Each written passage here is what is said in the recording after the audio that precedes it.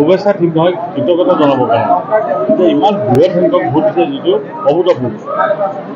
কাজিৰঙা লোকসভা নতুনকৈ গঠিত হৈছে। এই নৱগঠিত লোকসভাৰ ময়ো নতুন কেণ্ডিডেট। তাৰপিছতো প্ৰধানমন্ত্ৰী ডাঙৰীয়াৰ আশীৰ্বাদত মুখ্যমন্ত্ৰী ডাঙৰীয়াৰ আশীৰ্বাদত আমি যথেষ্ট সংখ্যক ভোট পাবৰ কাৰণে সক্ষম। বিধায়কসকলক সহযোগ কৰিছে আৰু আপোনালোকে জানে প্ৰাৰম্ভিকত প্ৰায় 1,29,000 ভোট পাইছোঁ আৰু প্ৰায় 67,000 ভোটত আমি লিড লৈছোঁ। ইয়াতকৈ ডাঙৰ সাফল্য হ'ব নোৱাৰে।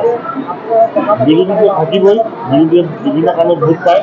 আমি কিন্তু জনসাধাৰণকে বিশ্বাস জন্মাবৰ কাৰণে সক্ষম হ'লোঁ যে নৰেন্দ্ৰ মোদী ডাঙৰীয়া তৃতীয়বাৰৰ কাৰণে প্ৰধানমন্ত্ৰী হ'ব লাগে আৰু তেওঁলোকৰ উন্নয়ন নিশ্চিত কৰিব। এইখিনি তেখেতে সন্মতি দিয়ে আৰু তেখেতে এগৰাকী চাহ জনজাতীয় নেতা হিচাপে আপুনি বিগত 16 বছৰ ধৰি পেলাই ৰাজনীতি জড়িত এইবাৰ অন্তত আপুনি মন্ত্ৰীসভাত থাকিব লাগিছিলে। সেই সম্পৰ্কে মোৰ কোনো মন্তব্য নাই, কাৰণ মই বিচাৰোঁ আৰু সেইটো সেই সম্পৰ্কে মোৰ পৰা মন্তব্য নুশুনিলে নহয়। সেইটো আচলতে আমাৰ এতিয়াৰ বিষয় নহয়।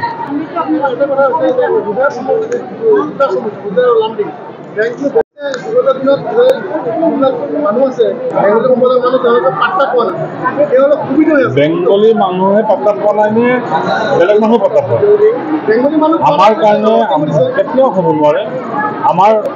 আমি কেতিয়াও বেংগলী মানুহ অসমীয়া মানুহ বুলি ভাগ নকৰোঁ। ইয়াত টেকনিকেল কাৰণত পোৱা নাই। এই কথাটো ক'লে ভুল হ'ব যে বঙালী মানুহ বা সম্প্ৰদায় ক্ষতি নাই, কাৰণ আমাৰতো সম্পত্তি হিচাপে পৰিগণিত হৈছে। হিন্দু বঙালী হওক বা ভাৰতীয় জনতা পাৰ্টীৰ এটা অবিচ্ছেদ্য অংগ হিচাপে আজি থিয় হৈছে। গতিকে আমি টেকনিকেল ভৱিষ্যত টেকনিকেল কথাবিলাক আমি চাম। আমি টেকনিকেল কথাবিলাক এইকাৰণে চাম যে কি কাৰণে পোৱা নাই কথাটো আপোনাক ইতিমধ্যে জনাইছে আৰু বসুন্ধৰা 1, 2, 3 কেলৈ সোমোৱা নাই এইটো সমস্যা।